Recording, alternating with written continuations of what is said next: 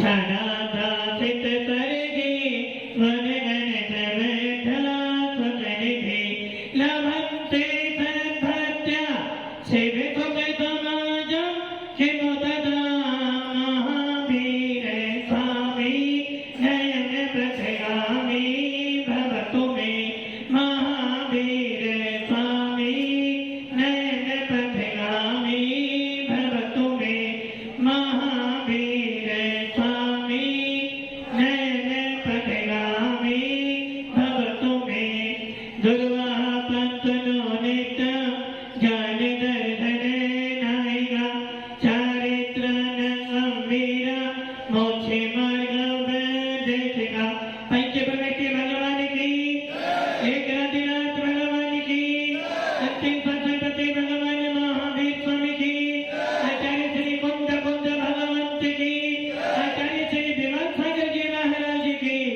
आचार्य गुरुदेव फलमती सागर जी महाराज की तीन कामरों करोड़ मुनि राजों की आचार्य सुंदर सागर जी महाराज की जय। आचार्य सागर की जय। भव्य आत्माओं, अच्छे दिन चल रहे हैं। भगवान महावीर के शासन में ऐसा कोई भी दिन नहीं है जो खराब हो। भगवान महावीर का शासन जिस जीव को मिलता है, समझ लेना कोई ना कोई तो पुण्य कर्म कर कर आया है।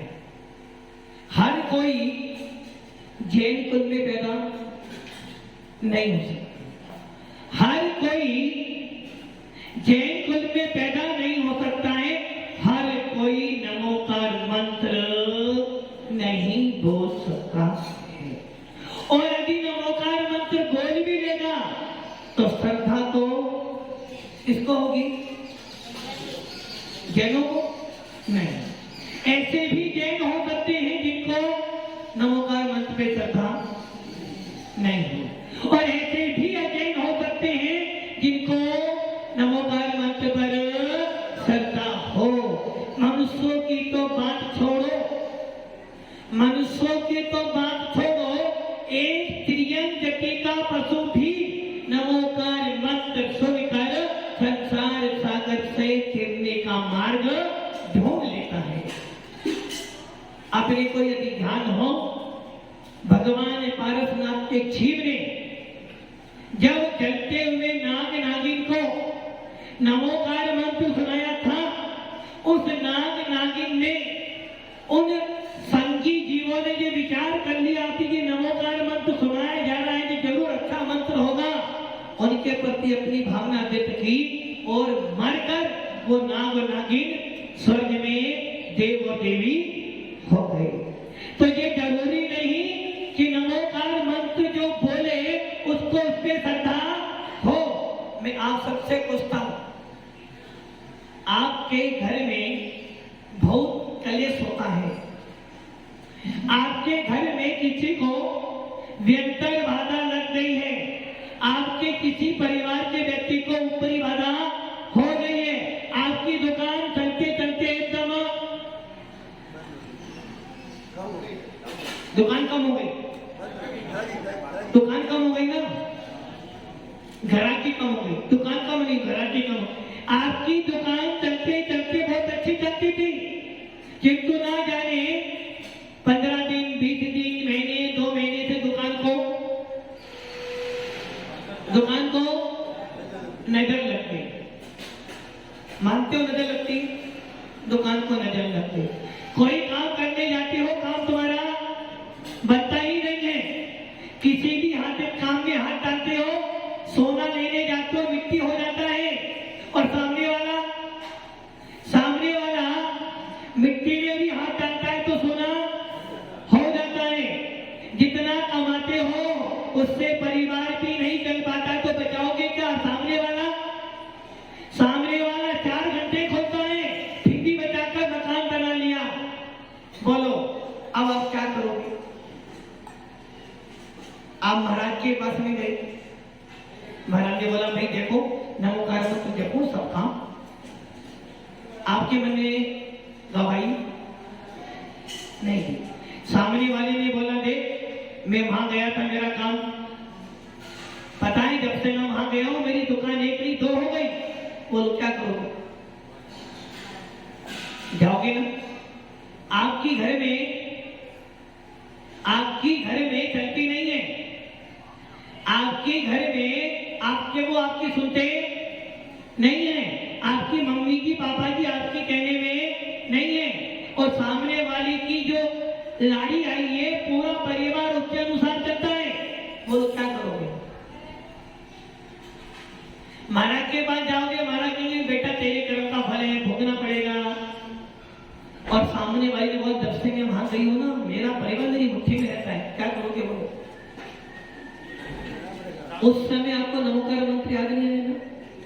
तो ये जरूरी नहीं है कि जो जैन हैं उनको नमोकार मंत्र के प्रति श्रद्धा हो, और ये भी जरूरी नहीं है कि जो अजैन हो उनको नमोकार मंत्र पे श्रद्धा न हो।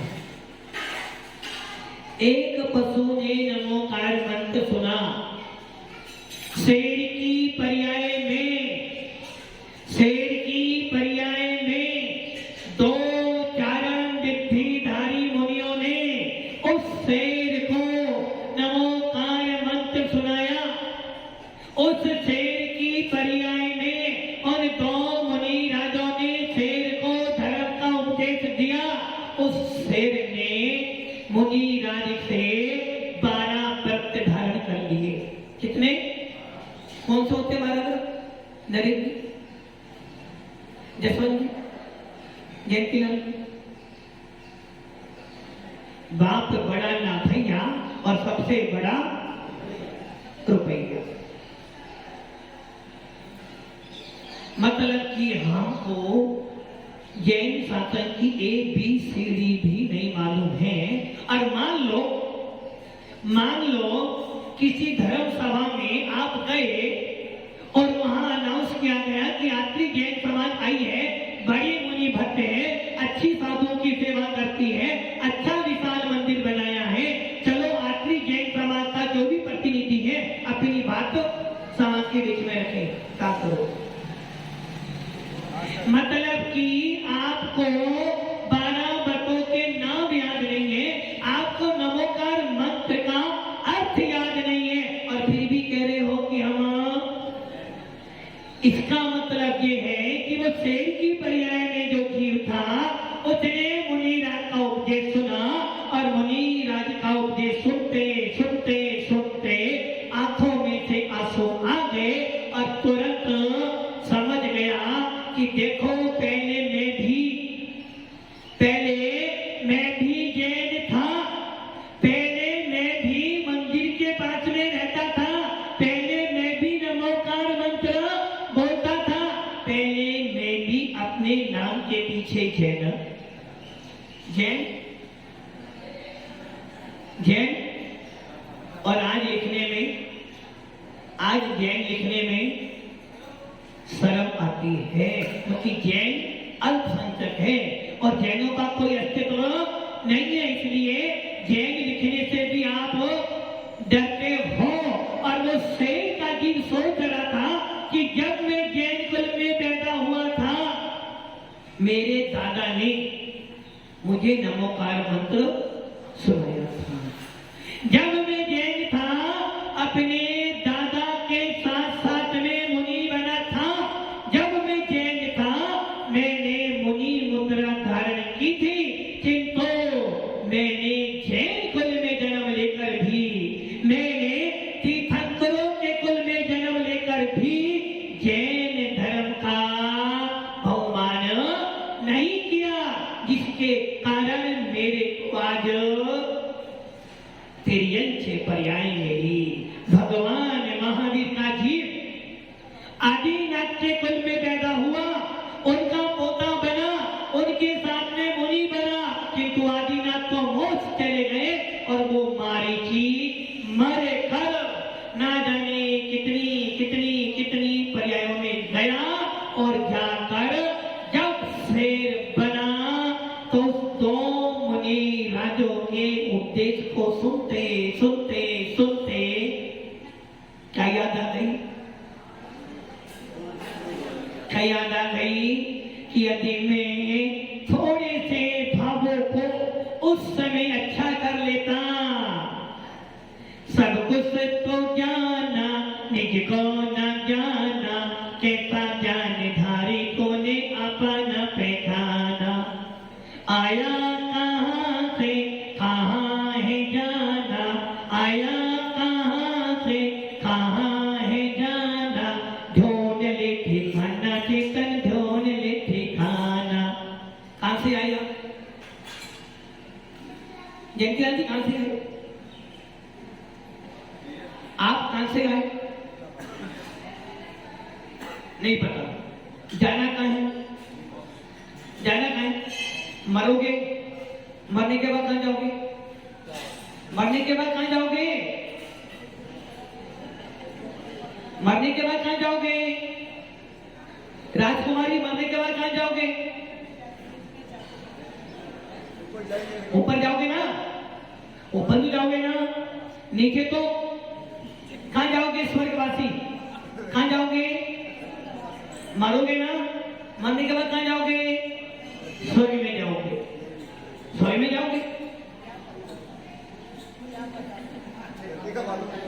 हमारे फलाने फलाने परिवार में व्यक्ति स्वर्गवास को प्राप्त हो गया, ये लिखते हो ना? स्वर्गवास में वो गया। अब आप ये सोच लो कि वो शेर का जीव जब आदिनाथ के कुल में पैदा हुआ मारीची बना। कौन मारीची? भगवान महावीर का जीव आदिनाथ के कुल में पैदा हुआ, भरत चक्रवर्ती का पुत्र बना। और जब आदिनाथ मुनि बना, सोच लो जिस जीव को आदिनाथ जैसा तीर्थंकर का कुल मिला, जिसके दादा प्रथम तीर्थंकर, जिसके कुल में जिनके पिता श्री चक्रवर्ती होने वाले हैं, जिनके कुल में कोमटेश बाहुबली जैसे महान कामदेव हुए, प्रथम मोक्षगामी अनंत वीर्य जीव हुए, ऐसा वो मारीची का जीव जब आदिनाथ के काट में मुनि बना, क्या कर दिया? पिता श्री तो भरत चक्रवर्ती तो मोक्ष में गए, आदिनाथ तो मोक्ष में गए, बाहुबली तो मोक्ष में गए, अनंत वीर्य तो मोक्ष में गए, किंतु वो मारीची का जीव ने क्या कर दिया? अपने भावों को उस समय बिगाड़ लिया। और क्या सोच लिया? क्या सोचा? उस मारीची के जीव ने क्या सोच लिया? अभी तो समय काल करे तो आज करे तो काल कर, और काल करे तो परसों, और जल्दी जल्दी क्यों करता? अभी तो रहना है बरसों। जयंती लाल जी भी यही सोच रहे, महाराज अभी उम्र कितनी है मेरी? अभी तो मात्र 58 है। 58 तो है ना? अभी तो बहुत जीना है, ज्यादा जीना है। वो मारीची का जीव भी यही तो सोच रहा था, अभी तो मुझे बहुत जीना है। और क्या करा? आदिनाथ के साथ में मुनि बन जाने के बाद आदिनाथ भगवान को केवल ज्ञान की प्राप्ति हो गई, और आदिनाथ से सवाल पूछ लिया समोचन में कि हे भगवान, सुनते हैं कि बड़े घरों के अंदर महान पुरुष पैदा होते हैं, बड़ी दुकान पर छोटा मोटा माल नरेश जी, बड़ी दुकान पर छोटा मोटा माल नहीं मिलता, बड़ा माल मिलता है। हे भगवान, आपका आदिनाथ का कुल, जिस कुल में आप जैसे प्रथम तीर्थंकर हुए, भरत जैसे प्रथम चक्रवर्ती हुए, और बाहुबली जैसे प्रथम कामदेव हुए, इनकी एक गूंज से पूरा हिंदुस्तान, पूरा भारत जिन शासन से प्रभावित होता है। जब 12 साल के बाद उस बाहुबली भगवान का अभिषेक होता है। उस एक अभिषेक की एक बूंद देखने के लिए पूरा जैन समुदाय, देश और विदेश के लोग भी उन्हें बाहुबली की एक जल की बूंद मस्तक पे गिर जाती है, उसे देखने के लिए आते हैं। और बाहुबली की विशाल भीतरा छवि को देखकर पूरे विश्व के अंदर जिन शासन का झंडा रहता है। ऐसे थे हमारे ओम तेज बाहुबली भगवान, जो आदिनाथ के कुल में प्रथम कामदेव थे। इस होंडा अवसरपणी काल में सबसे पहले मोक्ष जमी जीव कौन थे? अनंत वीर्य, जो आदिनाथ के पुत्र थे। हे भगवान, सुना है बड़े घर में बड़े लोग होते हैं, क्या आपके कुल में, क्या आपके कुल में जिस प्रकार आप तीर्थंकर बनकर आए हो, क्या आगे और कोई आने वाला है? तब भगवान की वाणी खिली, मेरे जैसा मेरे कुल में भी एक तो उत्पन्न होगा, जो ये मारीची है, ये अंतिम तीर्थंकर बनेगा। उस मारीची ने ये शब्द सुने और क्या सोच लिया? तीर्थंकर का वचन कर दिया सत्य, और उन्होंने क्या कह दिया? मैं तीर्थंकर बनूंगा, किंतु ये भूल गया कि तीर्थंकर ने श्री वस्तु का प्रतिपादन किया है। यदि तेरे परिणाम खराब हो जाएंगे, मोक्ष में तो जाएगा, तीर्थंकर को बनेगा, किंतु अनंत काल से निकल जाएंगे। और समोसन से आकर उसने क्या करा पता आपको? आदिनाथ ने क्या किया? जीवों को अति मसी कृषि वाणिज्य शिल्प कल्पा जीने की कला सिखाई। भगवान आदिनाथ के कुल में पहले 3 वर्गों की स्थापना थी, क्षत्रिय, ब्राह्मण और शूद्र। भरत जी ने क्षत्रिय, वैश्य और शूद्र की व्यवस्था थी। भरत चक्रवर्ती ने ब्राह्मण वर्ग चला दिया, और आदिनाथ ने सब कर्मों को देकर जीवों को किस प्रकार जीविका चलाना ये सिखा दिया। ऐसे आदिनाथ भगवान, जिन्होंने केवल ज्ञान प्राप्त कर मिथ्यात्व का खंड खंड किया, जिन आदिनाथ भगवान ने अपने दिव्य केवल ज्ञान के द्वारा सारे जीवों को धर्म का उपदेश दिया और हिंसा परमो धर्म का संदेश देकर जीवों और जीने का नारा दिया, ऐसे आदिनाथ भगवान के कुल में उत्पन्न हुआ मारीची ने क्या किया? जिनका दुष्फल आज भी हम भोग रहे हैं।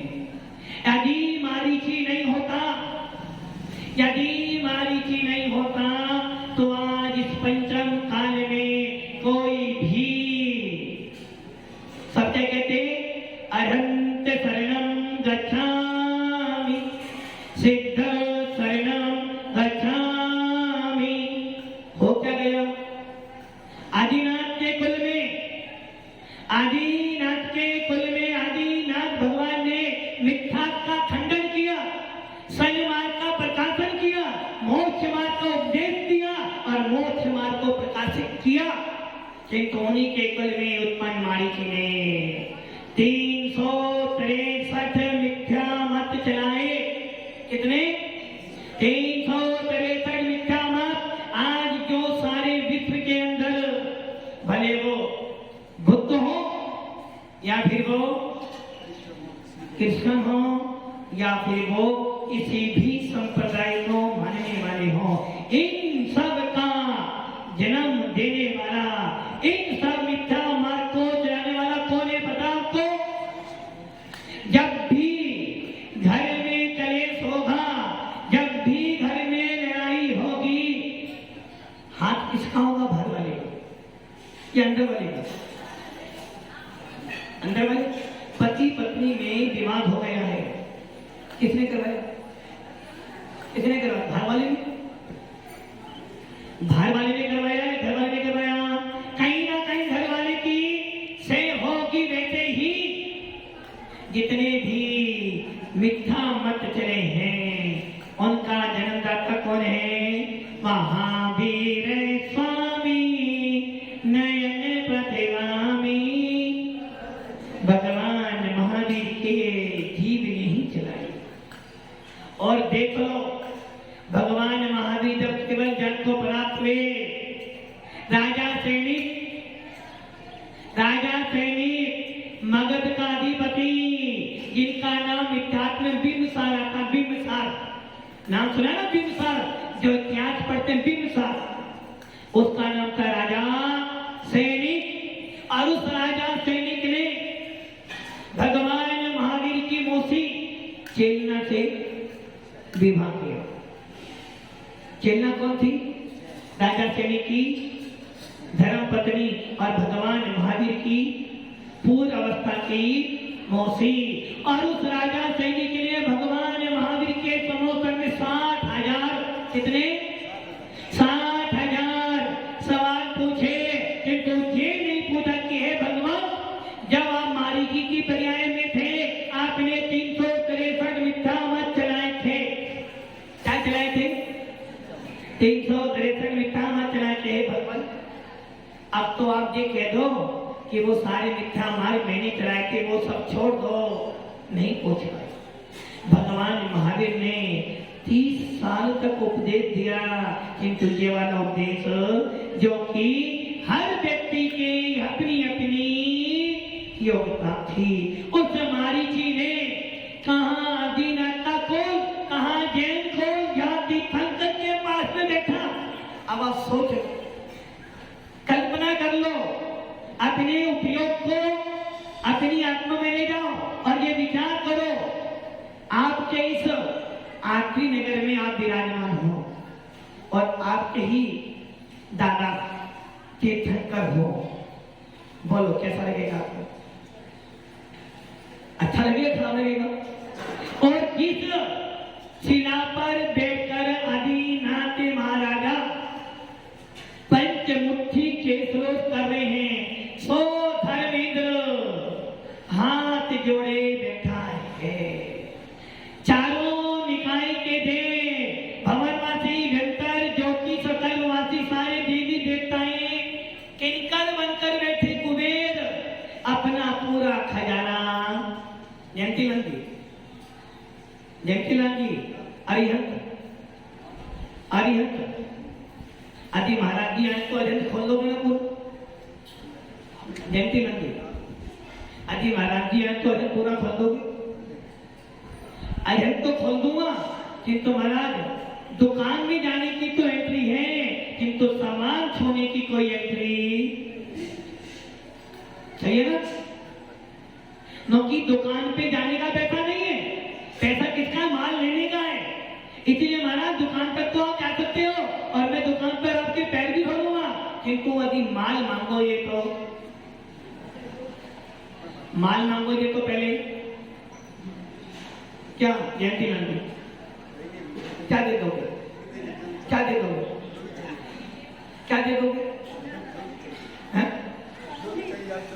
जो भी वो दे दोगे।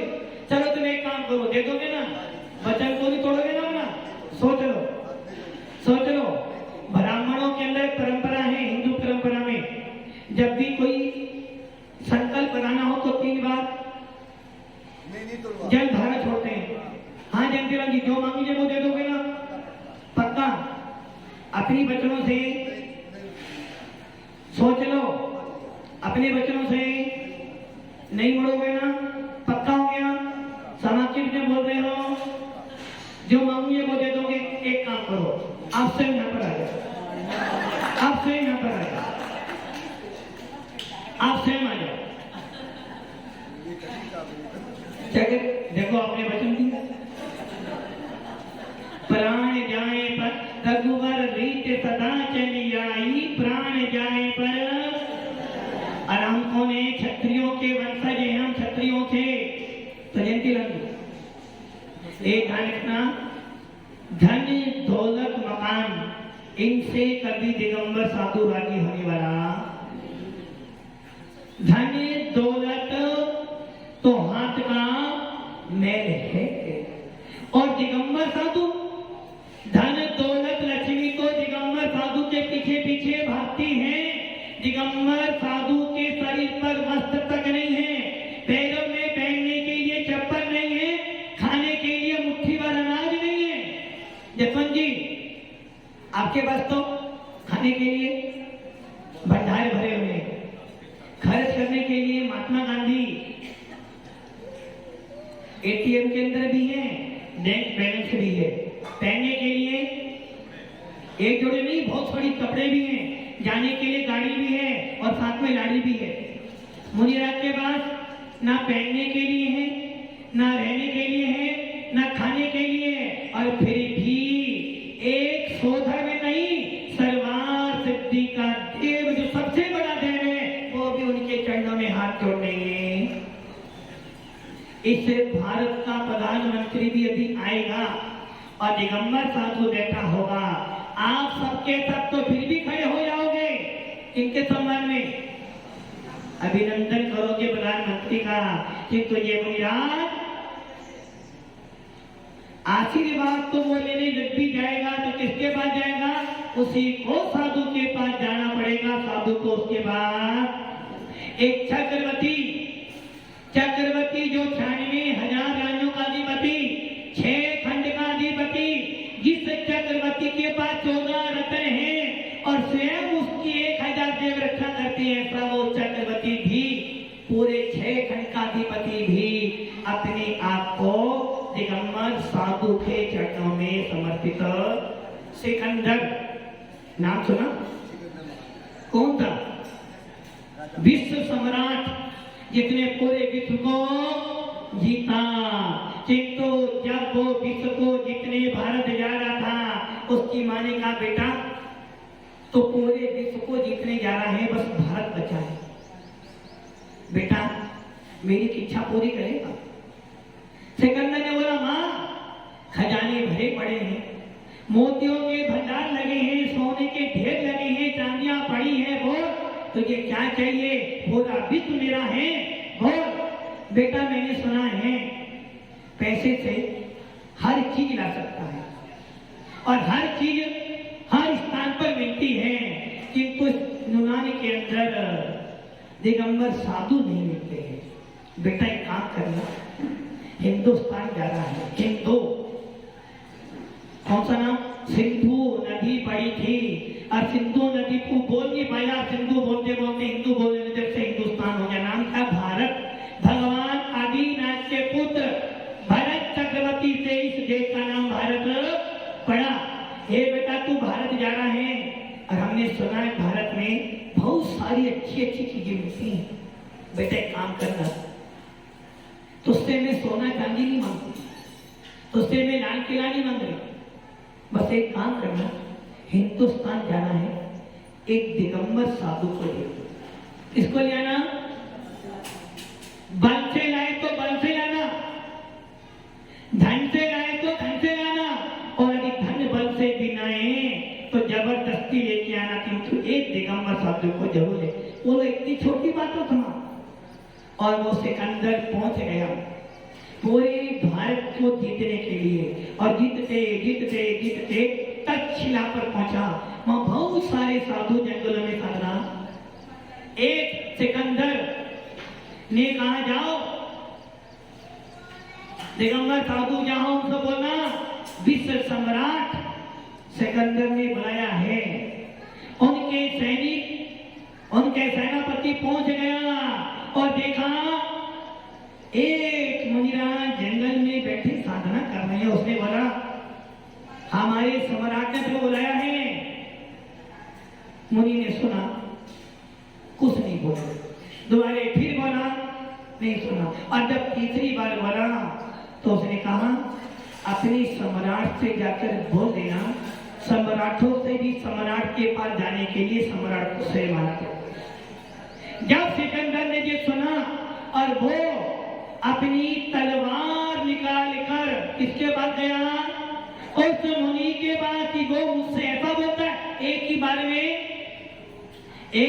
में उसको नष्ट कर दो। कितनी क्रूरता है। अब वो सिकंदर तलवार लेकर जैसे ही मुनि के पास गया, मुनि के पास जैसे जैसे बढ़ रहा था, धीरे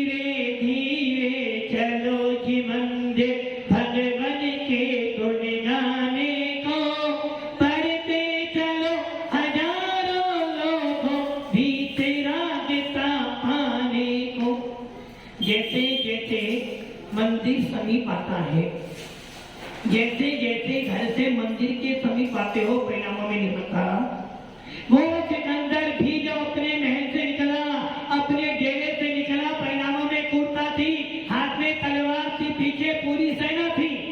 इसके बाद जा रहा था कि उस मुनि रात को बल से को लेकर आऊंगा, और जैसे ही मुनि के समीप जाते जाते देखा, मुनि के समीप जाते जाते देखा, थोड़ा सा डर लगा, और जैसे ही मुनि के पास पहुंचा, मुनि ने बोला सिकंदर आ गए? कौन हो? बोला विश्व विजेता सम्राट सिकंदर। तुम सिकंदर हो? अभी तुम सम्राट नहीं बने, अभी तुझे मुझे जीतना बाकी है।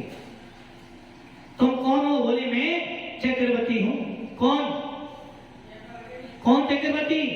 जिसके पास ना कोई खंड है, ना कोई राज्य है, ना कोई सेना है, ना कोई रानी है, ना कोई धन है, फिर भी सम्राट, फिर भी चक्रवर्ती। सिकंदर बोला क्यों मजाक करते हो? पहनने के लिए कपड़े नहीं, खाने के लिए दाना नहीं, और सिकंदर को कहते हो मैं चक्रवर्ती हूँ? अरे सिकंदर, जो तू देख रहा है, जो तू देख रहा है वो तो नश्वर है। ये वसुंधरा किसी की, जब राजा रावण जैसा लंकाधिपति जिसकी सोने की लंका थी, वो भी उसकी नहीं हो पाई। राजा राम, कौन? राजा राम, अयोध्या के नरेश, दशरथ जी ने कह दिया कि बेटा कल सवेरे तेरा राज्य तिलक होने वाला है, और जैसे ही सवेरे हुई वनवास मिल गया तुझे वसुंधरा, तो राजा राम की भी नहीं हुई। और कितना ही नहीं, भगवान महावीर का जीव, जिनके पिता श्री पूरे मगध के कुंडलपुर के पूरे राजा थे, जब ये भूमि उनकी भी नहीं हुई तो तेरी कहां से हो जाएगी? यदि तुझे विश्व विजेता सम्राट बनना है, पहले मुझे जीत। महाराज आप चक्रवर्ती हो, कहां है तेरी सेना? किसको जीता? महाराज कहते हैं बेटा मेरे पास 6 इंद्रियां हैं, 5 मन और 6ठा मन। जितने इनको जीत लिया वो चक्रवर्ती होता है। मैंने इनको जीता है, मैंने अपनी 5 इंद्री 6ठे मन को अपने वश में किया है, और जो अपने वश को हो जाता वही विश्व विजेता होता है। क्या तू अपने वश में है? तूने सबको जीता, तूने अपने आप को जीता। सिकंदर को ये बात छुप गई और उसे लगा देखो मैंने सबको जीता, तो आज तक मैं अपने आप को, अपने मन को नहीं जीत पाया। और उसने क्या करा?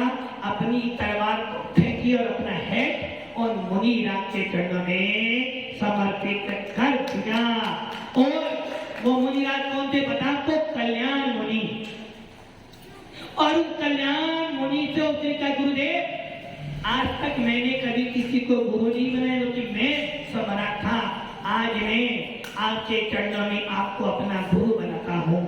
और मैंने सुना है गुरु जो होता है, गुरु गुरु गोविंद दो एक खड़े, काके लागू पाए, गुरु बलिहारी आपकी गोविंद दियो भगवान।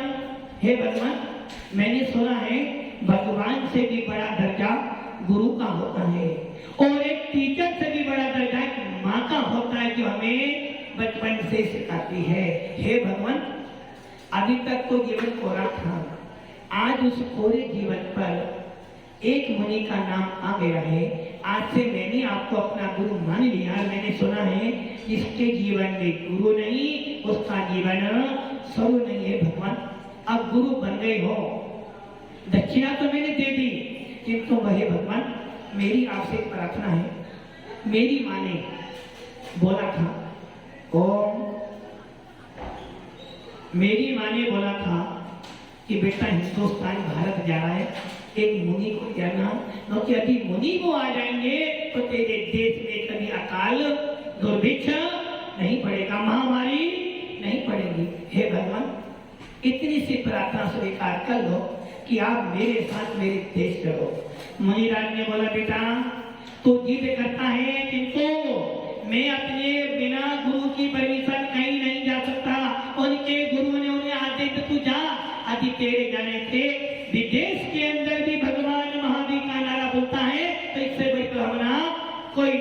होगी। और सिकंदर जब चलने लगा तो कल्याण हुई, अभी बेटा तू जा तो रहे, जितना तूने खजाना तूने रखा है किंतु तू अपने देश नहीं पहुंचेगा। सिकंदर ने बोला महाराज आपको पता है मेरे पास 300 वैद्य हैं, हकीम ऐसे हकीम हैं जो चलते पानी को भी जमा देते हैं। महाराज बोले बेटा मैंने जो बोलना था बोल दी, आगे तेरी इच्छा।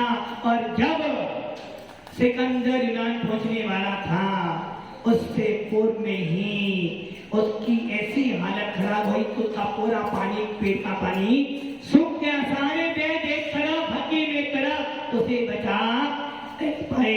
और जब सिकंदर का जनाजा निकला, कैसे निकला पता? दोनों हाथ भरे हुए थे, खाली थे और उसका पूरा खजाना उसके पीछे चल रहा था। तो इसका क्या गया? आए थे जाओगे, फिर भी पैसा जोड़ जोड़ के धर्म को छोड़ रहे हो। मुट्ठी बांधे आए थे, हाथ पसारे जाओगे, क्या साथ में लाए थे और साथ में ले जाओगे। मकान साथ में लाए थे और मकान साथ में ले जाओगे। मकान साथ में लाए थे, मकान साथ में ले जाओगे। बच्चे साथ में लाए थे, बच्चे साथ में ले जाओगे ना। एक मकान, 2 मकान, 3 मकान, 1 साड़ी, 2 साड़ी, 100 साड़ी, 500 साड़ी, 1 किलो 2 किलो सोना भर लिया। किसके लिए करा? दूसरों के लिए। और जब जाओगे तो खाली हाथ, फिर भी धर्म के प्रति रुचि। कहाँ बैठे हो? दुकान पर? किसके लिए? धन के पीछे धर्म छोड़ रहे हो, किंतु धर्म के पीछे धन भूल गए। सिकंदर सम्राट को, गया को। और आप, वो सिकंदर था महाराज, वो पागल था, वो लेके नहीं गया। किंतु हम जैन, हम लेके जाएंगे साथ में, हम लेके जाएंगे। जैन नहीं हो क्या? साथ में लेके जाओगे ना? अरे भव्य आत्माओं, ये भूल कर जाते हो कफन में जेब, कफन में। और जब जाओगे ना वो कफन भी, फिर भी क्या करो? पैसा। भव्य आत्माओं, कितना पुण्य था उस सिकंदर का जो सम्राट तो बना, किंतु एक दिगंबर साधु के चरणों में। कल माता जी ने बात बोली थी ना, सिक्कों की पहचान क्या है? पगड़ी और हाथ में कड़ा, जेब में कंगा और कृपाण। कितने हो गए? 4 हो गए ना? 5 हो? 5वां और बोल दो, सोच लेना, एक तुम्हारे ऊपर छोटा हूं। सिक्कों की पहचान के 5 चिन्ह। पहला पगड़ी, दूसरा हाथ में कड़ा, तीसरा कृपाण और चौथी कंगा, 5वां तुम सोच लेना, बताना या शाम को बताना। मुसलमान की पहचान क्या है? लंबी दाढ़ी और ऊपर एक टोपी। आज मुसलमान आ रहा है। ईसाइयों की पहचान क्या है? क्रिश्चियन की क्रॉस का चिन्ह। और हिंदू की पहचान क्या है? छोटी है या तिलक। जैनों की पहचान क्या है? जैनों की बस एक पहचान है। जब तुम बाहर जाते हो, कौन हो भाई? जैन। कौन से जैन हो? कौन से जैन हो? अरे भाई जानता नहीं, हम वो जैन हैं जिनके साधु दिगंबर होते हैं। हर संप्रदाय की पहचान उनकी वेशभूषा से है, किंतु जैन व्यक्ति की पहचान निर्गंत साधुओं के हैं। उसके बाद भी आपको अपने धर्म का भगवान, आपकी पहचान किनसे है? किनसे? दिगंबरों से। आप लोग कौन हो? दिगंबर। आप लोग कौन हो? जैन हो। कौन से जैन हो? दिव्यांगी कौन से जैन हो? दिगंबर। आप कौन से जैन हो? दिगंबर। ये कौन से जैन? ये कौन से जैन है? साधु है? कौन सा साधु है? श्वेतांबर, दिगंबर। ये भी दिगंबर, तुम भी दिगंबर, तो गलत बात है। आप दिगंबर हो, नरेश जी दिगंबर हो। कपड़े वाला कभी दिगंबर, अंबर ही जिनके वस्त्र हैं वो दिगंबर हैं। आप दिगंबर हो? दिगंबर हो क्या आप? दिगंबर हो जसवंत जी? दिगंबर? अच्छा, दिगंबर श्रावक क्यों होता है? वाह भाई वाह। मतलब कि दिगंबर श्रावक और वीतराग श्रावक, सही है ना? आप दिगंबर नहीं हो, आप दिगंबर नहीं हो। दिगंबर तो नमो लोए संदेश साहुनम, दिगंबर तो सिर्फ साधु है। आप दिगंबर हो क्या? आपके भगवान कौन है? दिगंबर। आपके गुरु कौन है? दिगंबर। आपकी गिरवाणी जिनकी है दिगंबर गुरु की वाणी। हम सच्चे दिगंबर जिनेंद्र देव को मानते हैं, निर्गंतों को श्रद्धा से पूछते हैं, इसलिए हम दिगंबर साधु के उपासक हैं, इसलिए हमको दिगंबर कहा जाता है। आपकी अपनी कोई पहचान? किससे पहचान है आपकी? इनसे? इनसे पहचान है आपकी? साधुओं से नहीं, दिगंबर साधुओं से। और उसके बाद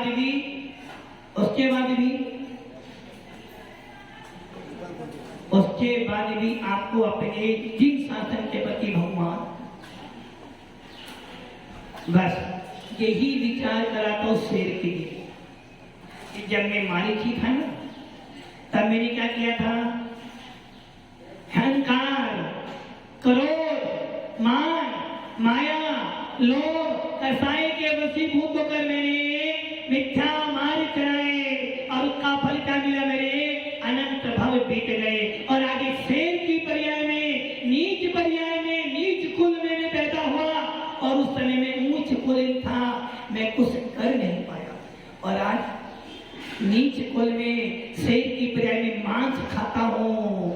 और ये दो मुनिरान मुझे धर्म उपदेश दे रहे हैं, वो भाग्य है मेरा। और उसको याद क्या गई? दोले समझे सोना चेते सियाने, काले बता मत खोवे, ये नए भवे फिर मिलन कठिन है, जो मित्र नहीं होवे। और शेर ने रोते रोते मुनि के चरणों में अपना जीवन समर्पित कर अध्यात्म जैन कुल मिला है, बड़े भाग्य से मिला है, बड़े पुरुषार्थ से मिला है। कहीं ऐसा ना हो जाए कि आपकी दशा भी ऐसी हो जाए। इसलिए अपने भावों में थोड़ा तो सुधार कीजिए, भावों में थोड़ा तो सुधार कीजिए।